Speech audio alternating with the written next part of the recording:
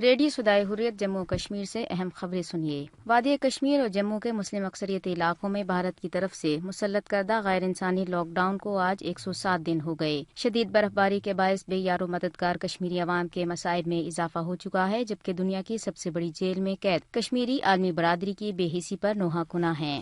وزیر خارجہ شاہ محمود قریشی نے مقبوضہ کشمیر کی صورتحال پر اقوام متحدہ کے سیکرٹری جنرل اور سیکورٹی کونسل کے صدر کو خط لکھ دیے، جس میں اقوام عالم سے مقبوضہ کشمیر کی صورتحال کا نوٹس لینے کا مطالبہ کیا گیا۔ خط میں مقبوضہ کشمیر میں انسانی حقوق کی پامالیوں کا معاملہ اٹھایا گیا ہے۔ بھارت کی LOC پر اشتعال انگیزی سمیت جارحانہ عزائم کی نشاندہی کی گئی۔ پاکستان کی درخواست پر وزیر خارجہ کا خط اقوام متحدہ کے رکن ممالک میں سلامتی کونسل کے آفیشل دستاویز کے طور پر مشتہر کیا گیا۔ آزاد کشمیر کے صدر سردار مسعود خان نے کہا ہے کہ بھارت مقبوضہ کشمیر میں نئے سیاسی پیٹھو تلاش کر رہا ہے تاکہ ان کا چہرہ دکھا کر دنیا کو یہ باور کرا سکے کہ کشمیری نئی دہلی کے ساتھ ہیں۔ وہ برطانوی وفد کے ہمراہ میڈیا سے گفتگو کر رہے تھے۔ اس موقع پہ برطانوی وفد لارڈ ڈنکن میکنائر نے کہا کہ مقبوضہ کشمیر میں انسانی حقوق کی خلاف ورزیاں بند ہونی چاہیے اور کشمیریوں کو اپنے مستقبل کو طے کرنے کا موقع ملنا چاہیے۔ بھارتی حکومت نے مقبوضہ کشمیر میں اپنے جرائم کو چھپانے کے لیے مسلم ممالک کے TV چینلز پر پابندی عائد کر دی۔ برطانوی نشریاتی ادارے کی رپورٹ کے مطابق بھارتی وزارت اطلاعات و نشریات نے مقبوضہ کشمیر میں کیبل آپریٹرز کو پاکستان، ترکی، ملائیشیا، سعودی عرب، ایران کے چینلز کو نشر کرنے سے روک دیا ہے۔ تازہ ترین ختم ہوا۔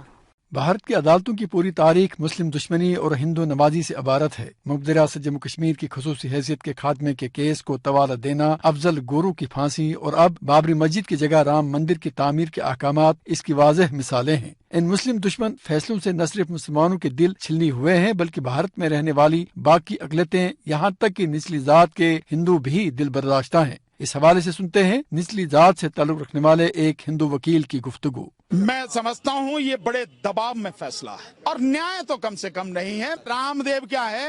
رام دیو سے بڑا آتنکوادی اس دیش میں اور دوسرا نہیں ہے، اور وہ جو سرکار کے سنرکشن میں جو وہ آتنکواد پھیلا رہا ہے، جنتا اس کو دیکھ رہی ہے، آنکھ میچ کے بیٹھی نہیں ہے۔ RSS سے زیادہ ویچارک آتنکواد اس دیش میں کوئی نہیں پھیلتا، کوئی دوسرا ویکتی نہیں ہے، کوئی پارٹی نہیں ہے۔ دیش میں جو فرقہ پرستی کا سب سے بڑا کام کرتی ہے RSS کرتی ہے، لوگوں کو گنڈا گردی پر اتارے کرنے کے RSS ذمہ دار ہے۔ اس دیش میں دھرم کے نام پر، جاتی کے نام پر جتنی گندگی RSS سے پھیلائی ہے دوسرے کسی نے نہیں پھیلائی، اور اس کو وہ ٹھیکیدار بننا کیا ہے وہ جو اس طرح کی بات کرے گا؟ ویچارک آتنکوادی۔ ہم اگر اپنے حق کی بات کرتے ہیں، انصاف کی بات کرتے ہیں، لوکتنتر کو زندہ رکھنے کی بات کرتے ہیں، سنویدھان کو بنائے رکھنے کی بات کرتے ہیں، تو یہ آتنکواد ہے؟ اگر یہ آتنکواد ہے ٹھیک ہے، ہم آتنکوادی، ہم یہ آتنکواد پھیلائیں گے۔ جس ملک میں عدالت عالیہ بھی ایک مخصوص فرقے کی طرفدار ہو، وہ ملک اور سماج زیادہ دیر تک قائم نہیں رہ سکتا۔ یہ تاریخ کا وہ سچ ہے جو ہندوتوا کے پجاریوں کو سمجھنے کی ضرورت ہے۔